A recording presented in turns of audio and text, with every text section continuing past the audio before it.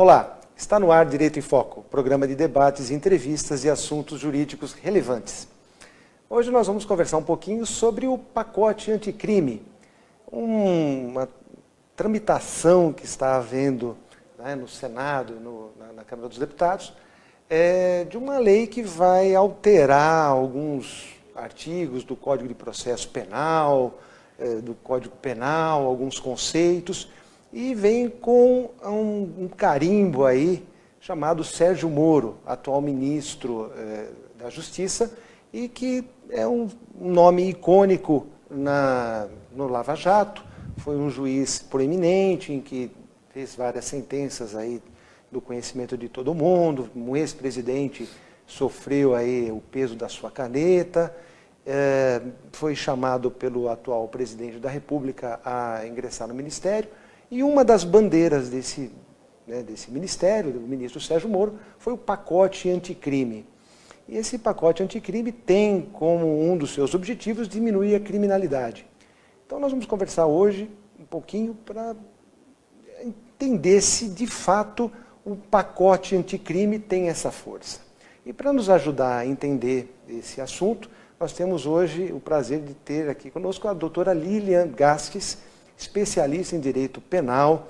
A doutora Lilian é coordenadora da assistência judiciária da subseção da OAB aqui de São Caetano do Sul, vice-presidente da Comissão de Criminologia, aqui também da OAB de São Caetano, e advogado membro do PLAJAN, que é o Plantão de Assistência à Mulher Vítima de Violência Doméstica. Doutora Lilian Gasques, muito obrigado por ter aceito o nosso convite. E vamos já começar, porque o tema não vai caber no nosso programa, o tema é realmente muito complexo. E faço a pergunta que foi a nossa chamada. O pacote anticrime vai diminuir a criminalidade? Não. Será, na verdade, a meu ver, um encarceramento em massa. Né? Ele não vai diminuir a criminalidade. A criminalidade, aliás, ela não foi tratada nesse pacote. Né? Se prevê mudanças no Código Penal, no Código de Processo Penal, algumas leis, né? Na Lei de Execução Penal, inclusive, mas eu não acredito que isso vá diminuir a criminalidade. Uma das críticas que o pacote anticrime está tendo é de que ele não é um pacote anticrime, como a senhora mesmo falou. Exato. Aqui. Os críticos a esse pacote estão alegando de que é apenas um conjunto de leis, de modificação legislativa. Exato. Algo para se chamar pacote anticrime deveria abranger outros aspectos educacionais, culturais, de ressocialização dos detentos. Esse pacote, por que a senhora reputa ele como fraco e nem do crime ou do anticrime? A senhora foi bem contundente na sua opinião. Não é? Na verdade, eu tenho um posicionamento igual ao posicionamento da OAB. Né? Eu não concordo com esse pacote, porque ele não visa diminuir a criminalidade, ele só visa o encarceramento em massa. Tá? Nós vamos até falar sobre algumas propostas desse pacote. Tá? Podemos dar alguns exemplos, doutora, fique à vontade. Exato. Na verdade, a legítima defesa, por exemplo, eles querem um alargamento da legítima defesa. O que é a legítima defesa? Nós temos ela no Código, ela é uma excludente de licitude, né? Então, assim, como nós não temos o público só para advogados, eu vou explicar exatamente como funciona. Okay. Você revida uma injusta agressão, ela é iminente ou logo após. Essa é a legítima defesa. O que se propõe o pacote? Um alargamento para a legítima defesa para, por exemplo, as pessoas, os profissionais, os policiais, no caso, se socorrerem disso. Como isso funcionaria na prática? Vou te mostrar o caso do Rio de Janeiro, por exemplo. O policial, ele se sente ameaçado, ele se sente com medo, o que ele faz? Ele reage. Né? Ele reagindo, ele estaria se beneficiando, se socorrendo da legítima defesa. Mas veja, um policial, ele precisa ter um preparo, Ele não pode ter esse medo e revidar. Isso, a meu ver, vai ocorrer assim uma tragédia. Por quê? Quantas pessoas morrerão? Você pegando, doutor, o Rio de Janeiro, por exemplo, 19% das mortes ocorridas lá foram policiais militares. Não estou falando aqui mal de policial militar em hipótese alguma. Ele é o nosso primeiro garantidor, né? Ele chega aos locais primeiro. Não é nada disso. Eu acho sim que nós temos um despreparo muito grande para colocar esse alargamento na legítima defesa, por exemplo. É que a justificativa no pacote, né, da inclusão do alargamento do conceito de legítima defesa é de que os agentes de segurança precisavam de um conceito um pouco mais abrangente para que eles pudessem se sentir mais seguros na sua atuação. Né? Então, o pacote anticrime, nesse caso, está olhando o crime violento e está querendo proteger os agentes de segurança. Uma das críticas, né, que se tem feito muito é o seguinte: o conceito de legítima defesa já estava consolidado no Brasil.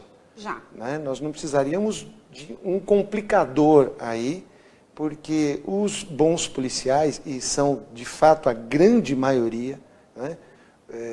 Muitos estados se orgulham das suas polícias, eu não sei, outros estados, o estado de São Paulo se orgulha muito da sua polícia, tem seus problemas, mas ela é uma instituição de muito respeito.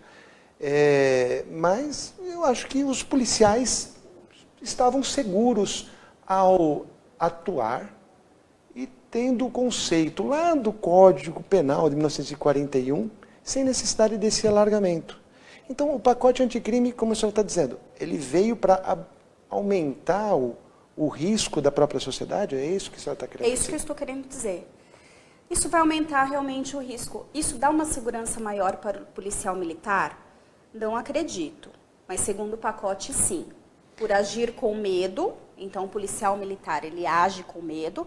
Peguei o policial militar como exemplo, tá? Polícia no geral. Os agentes de segurança, né? O código, o pacote fala em agentes de segurança. Exatamente. Ele age e se socorre. Então, ao agir, ele já vai ter em mente que ele pode se socorrer disso. Uhum. Há também no projeto, nesse alargamento da legítima defesa, por exemplo, no caso do excesso. Ele agiu com excesso, ele poderá se beneficiar com o perdão judicial. Veja, e a nossa sociedade? Como será para as pessoas, para os populares? Então, um policial, um agente de segurança, ele se sente ameaçado, ele age. Como ficará a cabeça das pessoas comuns? Eu, você, então, quem assiste? Esse alargamento desse conceito de legítima defesa provavelmente vai fazer com que o policial tenha uma tranquilidade a mais para tomar determinadas atitudes que hoje talvez eles possam ser repreendidos. E é uma grande discussão se isso deve acontecer ou não, mas o pacote anticrime também avança em outros temas, não é? Questão de prescrição, por exemplo, que é um pouco mais abrangente. A prescrição, tanto quanto a legítima defesa, a meu ver, são as mais absurdas deste pacote, tá? Por que absurdo? O caso da prescrição, por exemplo. Vamos dizer que o nosso judiciário, ele é lento. Sim. Né? Nós não temos... Depende, né, doutora? Às vezes ele não é lento, né? Às vezes a gente se surpreende com uma rapidez. Assim, salvos... Algumas exceções. Algumas exceções, né? Mas geralmente ele é muito lento. Sim, infelizmente. Nós temos, no Tribunal de Justiça de São Paulo, por exemplo, dos recursos para as nossas instâncias superiores, 90% são cíveis, 10% criminal. O que acontece? A prescrição ela vai prejudicar muito o réu. De que forma? O sistema já não anda. Muitas vezes nós não absolvemos, é extinta a punibilidade dele em decorrência da prescrição. E o pacote quer mudar ele quer o quê? modificar, então ele quer suspender e ele fica respondendo esse crime até o judiciário finalizar. Então, assim, hoje, você demora muito num recurso, né? Como tem acontecido, como acontece de praxe, nós vamos lá e nos socorremos da extinção da punibilidade baseado na prescrição. A proposta dele é que não haja mais isso. Então, nós não teremos um processo, uma duração razoável de processo. Então, o réu fica... Essa questão da prescrição, deixa eu tentar entender e conversar aí com quem está nos assistindo que não tem um conhecimento jurídico, porque não tem a formação jurídica nesse aspecto. O processo ele tem um tempo máximo para que a pena seja dada, sob pena do Estado não poder mais dar sua punição. Exatamente.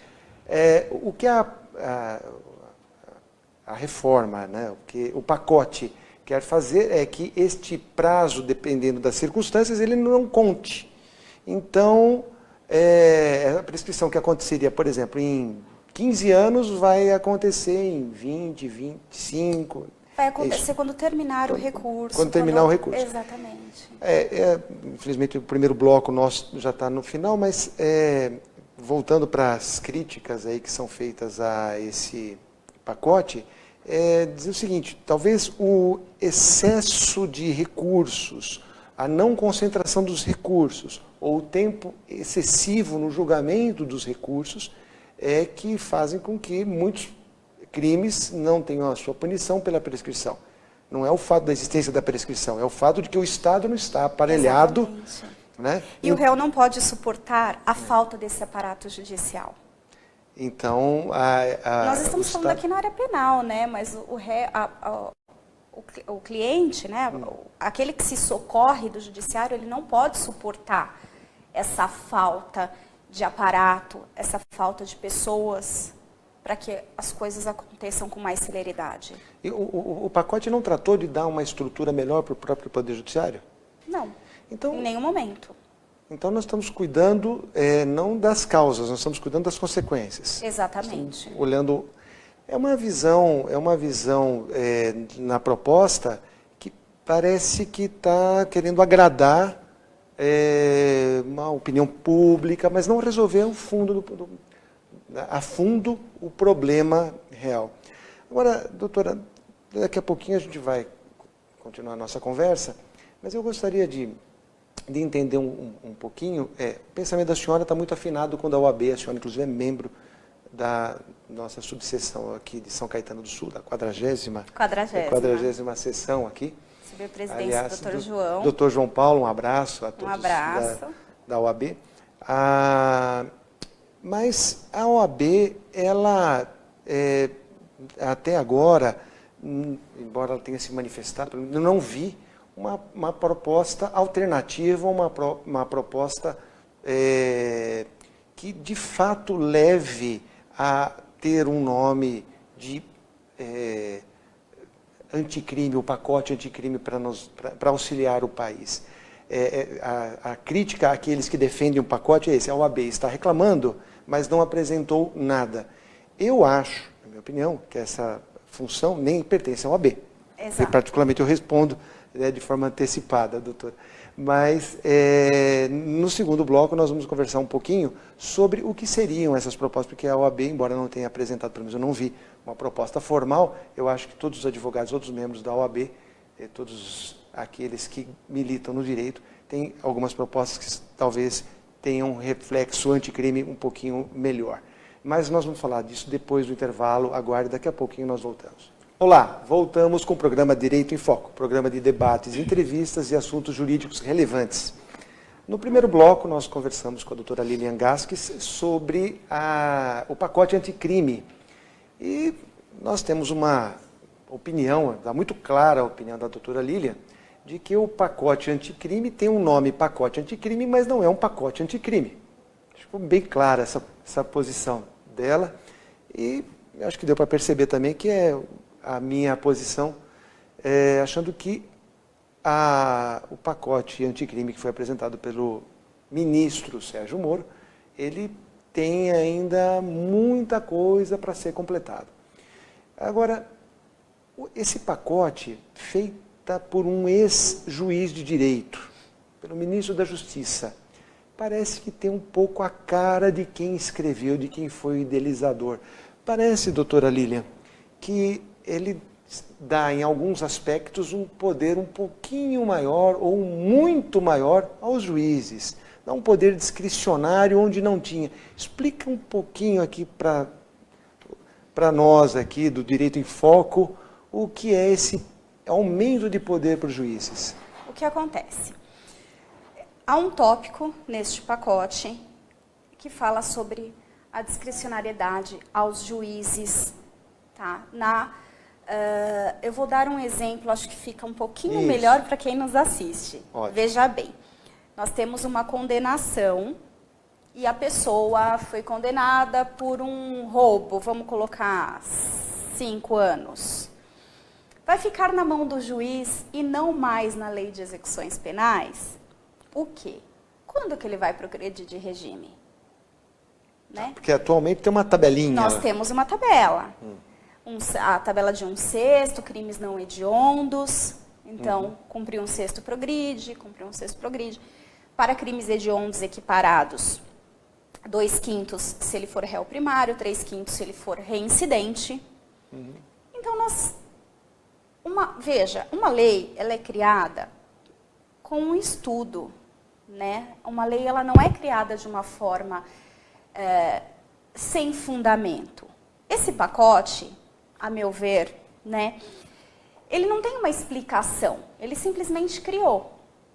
Ele não tem um fundamento, assim como esse tópico que estamos falando. Então, o juiz, ele, na cabeça dele, ele vai poder falar que o réu cumpre 5 anos para progredir de regime, ou seja, ele vai ter que cumprir a pena toda.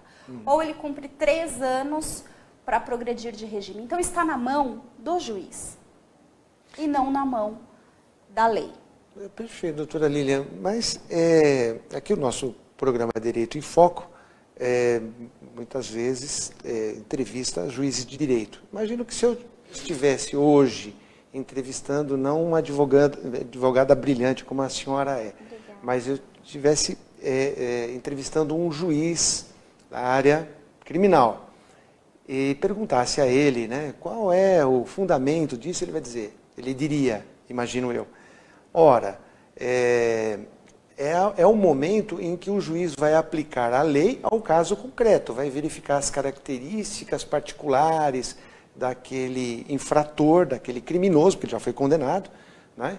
E, digamos, ele foi condenado a 5 anos e 4 meses, e agora eu vou fazer a progressão. Mas eu estou vendo aqui que ele tem aqui uns antecedentes muito ruins, ele teve um comportamento dentro da prisão não muito bom.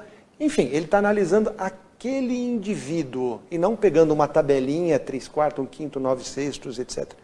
Então, não é exatamente dar a cada um aquilo que ele efetivamente merece? Não. Não é isso? Primeiro, ele fere o princípio da legalidade, né? Nós temos o princípio da legalidade justamente para que os indivíduos eles se socorram disso. O que está na lei não é o que você acha melhor, o que um juiz acha melhor, é o que a lei diz. O juiz ele tem a subjetividade dele dentro de um molde claro na aplicação da lei. Lá no artigo 59, primeira fase, segunda fase, terceira fase. Mas e depois? Vai ficar na mão do juiz? Nós temos uma lei para isso. Isso não pode ser discricionário. A subjetividade do juiz acaba na condenação ou na absolvição, né? Lá.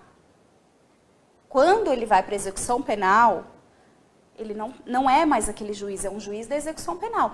Esse juiz da execução penal, ele precisa se ater à lei de execuções penais. Ele não pode decidir quando a pessoa vai ou não. A individualização da pena, ela ficou lá atrás.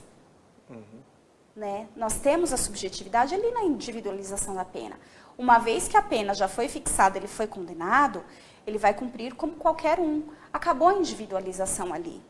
Ele vai ter individualização socorrendo de alguns benefícios, né? Então, permissão de saída, o indulto, ele tem bom comportamento, ele vai socorrer nessa individualização. Mas na pena, no cumprimento da pena, no que foi fixado, não.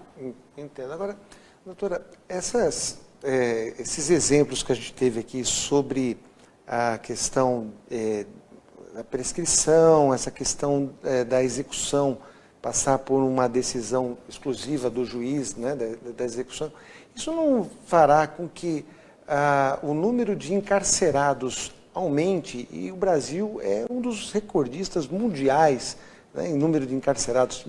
Me parece que é a segunda maior população carcerária do mundo, é do Brasil. Seria essa a consequência? Seria. Veja bem, doutor, hoje nós temos perto de 800 mil presos. Vamos colocar que quase 50% dele, ou 50% deles, são presos provisórios. Né? Não são presos que estão cumprindo definitivos. A pena definitiva. Eu acho que nós vamos encarcerar muito mais num local que nós não temos estrutura. Nós não temos estrutura.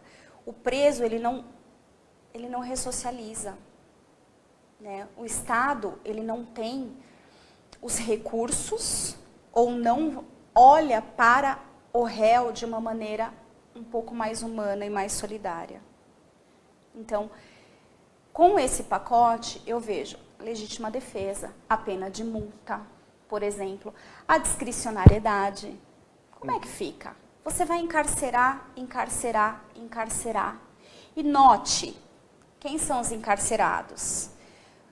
Há uma pesquisa no CNJ, o Conselho Nacional de Justiça. Exatamente. Né? Não sei se 2016 ou 2017, salvo engano.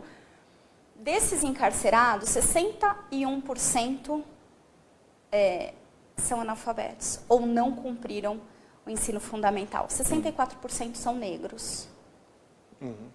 Nem todos, doutor, têm acesso à justiça como deveria. Né? Nem todos conseguem ter um advogado. A gente sabe que muitas vezes um advogado, eu faço parte, inclusive, da defensoria, né? A gente procura fazer o melhor, mas muitas vezes esse problema, às vezes interno, ele fica desassistido em alguns momentos.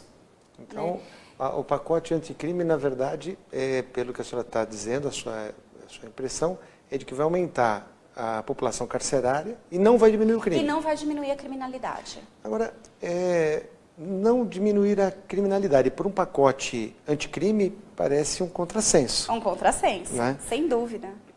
E a sociedade clama pela diminuição da criminalidade. Eu até vi hoje uma brincadeira, né, nas redes sociais, dizendo mais ou menos o seguinte, de que o bandido vai ter medo da pena maior, por isso ele não vai cometer a pena, dizia mais ou menos isso. Né? E, portanto, as pessoas deveriam apoiar o pacote anticrime. Até conversando antes do programa, parece que essa é uma premissa um pouco equivocada. Muito. Né? Muito equivocada. Parece que o que diminui a criminalidade é talvez o sujeito saber que se ele cometer o crime, ele vai ser punido. Exato, exatamente. A certeza da punição é talvez mais eficaz do que uma pena maior. Exatamente. Se eu cometer um determinado crime, eu vou cumprir 10 anos. A partir de agora, eu vou cumprir 20 anos. Então, eu vou deixar de cometer o crime. De forma agora, alguma. Se eu souber que se eu cometer o crime, eu vou efetivamente cumprir a pena, parece que é um pouco mais inibitório. Mas, doutora Lilian Gasques, dessa conversa que nós tivemos aqui, dessa sua aula aqui, que eu aprendi muita coisa em direito criminal, comecei há 30 e tantos anos na área, e é sempre bom conversar com uma especialista. Hoje nós temos no Brasil essa necessidade de um pacote anticrime. Eu acho que a sociedade tem muito a contribuir, eu acho que a OAB, os advogados, os juízes, enfim, todos têm muito a contribuir para que esse pacote, se não sair o melhor... Na verdade, nós precisamos de um pacote De políticas públicas. Essas políticas públicas ultrapassam a mera alteração de uma legislação penal e processual penal. Para depois, sim, dessas políticas, a gente pensar em um pacote Anticrime. Tomara que isso aconteça. Mas, doutora Lília, muitíssimo obrigado pela sua presença. Foi um prazer tê-la aqui, com seu conhecimento, sua inteligência e sua simpatia. Muito obrigada. E nós esperamos ter contribuído um pouco para a discussão do pacote anticrime. Cada um tem a sua opinião, a sua colaboração, mas o importante é que a sociedade discuta esse pacote para que possa aprimorá-lo cada vez mais. E a você que nos assistiu, nosso muito obrigado. Direito em Foco volta na próxima semana, nesse mesmo horário. Muito obrigado e até lá.